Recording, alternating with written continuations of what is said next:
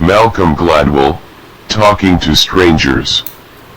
What we should know about the people we don't know. When British Prime Minister Neville Chamberlain travelled to Munich to meet with Adolf Hitler in 1938, he wanted to get the measure of the man.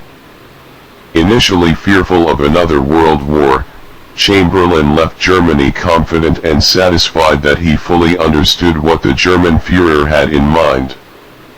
Hitler, he believed, was a man who could be trusted. History, though, proved Chamberlain catastrophically wrong. Few of us will ever make a character judgment of such importance, but we do make judgments about strangers all the time. At work, at parties, or even in the street, we engage with people of different perspectives, backgrounds, and assumptions. We are constantly forced to interpret the words, intentions, and characters of people we don't really know. And, the truth is, we are incredibly bad at understanding strangers. In these chapters, you'll understand why it's so difficult to judge people's characters. You'll see why we are inherently trusting and bad at spotting lies. Chapter 1. We consistently overestimate our ability to judge strangers. Solomon is a bail judge in New York State. His work comes with weighty responsibilities, which he takes seriously. He reads defendants' files, of course, but he also knows how important it is to talk to them and look them in the eye. After all, a file won't describe the glassy, dead-eyed stare that's a sign of mental instability. It won't reveal the shiftiness reflected in the failure to make eye contact. Unfortunately, when it comes to assessing people, Solomon and his fellow judges fared worse than machines when this quality was tested against them. In a 2017 study, Harvard economist Senil Mullainathan examined bail decisions in New York.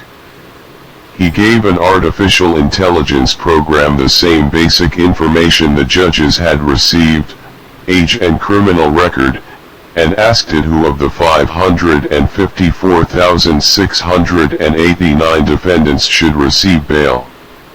The result: the defendants released by judges in real life were 25% more likely to commit a crime while out on bail than those the computer would have selected.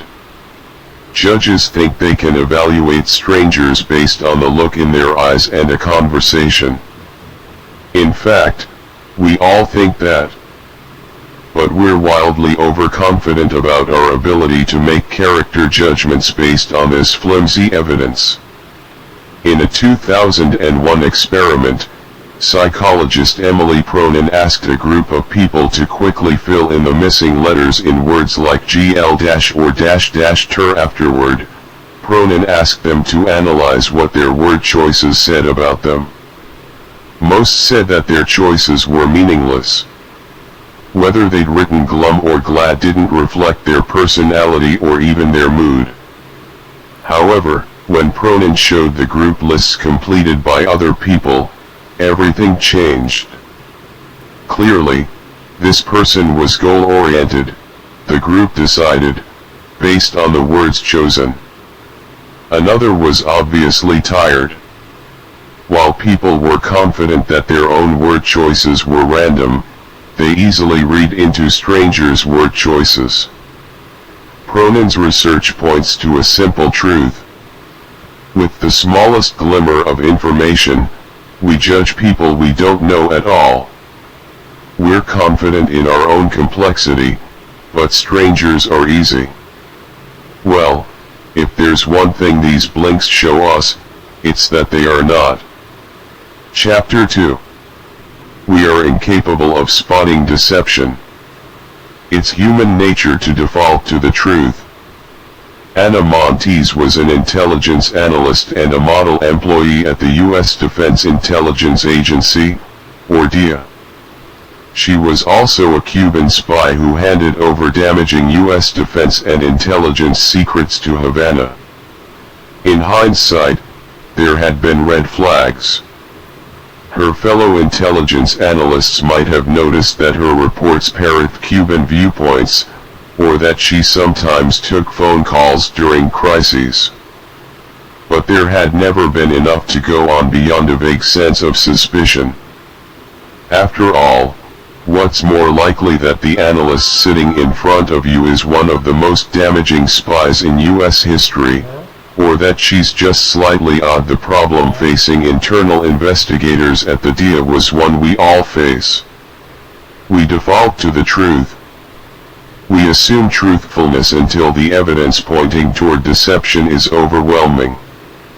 Psychologist Tim Levine runs an experiment in which subjects watch videos of students interviewed about a trivia test they participated in. Fellow students, actually working with Levine, encourage them to cheat. In the videos, Levine asks the students, "Did you cheat? Are you sure you're telling the truth? If I ask your partner, will she tell me the same?" Some cheating students lie. Some fess up immediately. Others didn't cheat, so their denials are truthful. The challenge for Levine's test subjects is to watch the videos and decide who is lying.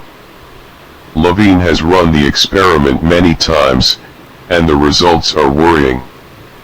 On average, people correctly identify liars just 54% of the time. That goes for everyone. Therapists, police officers, judges, and even CIA officers are terrible at telling who's lying. The reason for this is simple.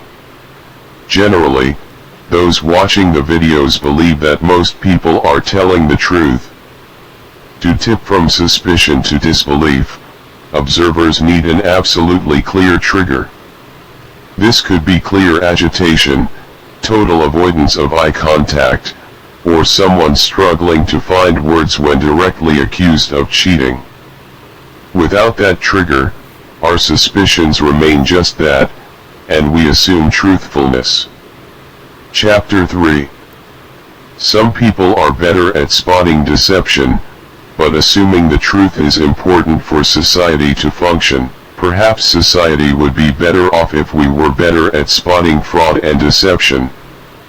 In the early 21st century, a New York financier named Bernie Madoff defrauded thousands of investors of over $60 billion while claiming to be earning them stellar profits.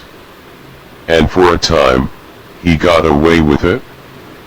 As one investor later commented, "If Madoff had simply been making things up, surely someone would have noticed."